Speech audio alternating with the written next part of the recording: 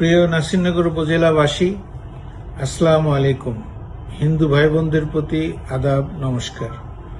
আপনারা জানেন আমি 2004 সাল থেকে 20 বছরেরও বেশি সময় ধরে বাংলাদেশ জাতীয়তাবাদী দল বিএনপি পতাকা তুলেছিলাম।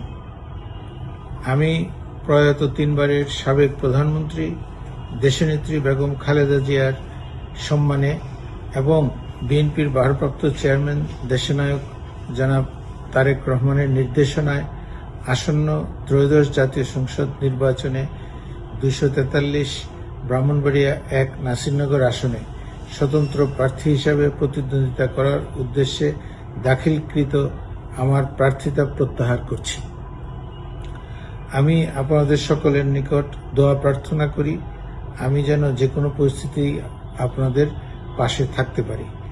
বাংলাদেশ জিন্দাবাদ, বাংলাদেশ জাতীয়তাবাদী দল বিএনপি জিন্দাবাদ, দেশনায়ক তারেক রহমান জিন্দাবাদ, বেগম খালেদা জিয়া অমর হোক, শহীদ প্রেসিডেন্ট জিয়াউর রহমান অমর হোক।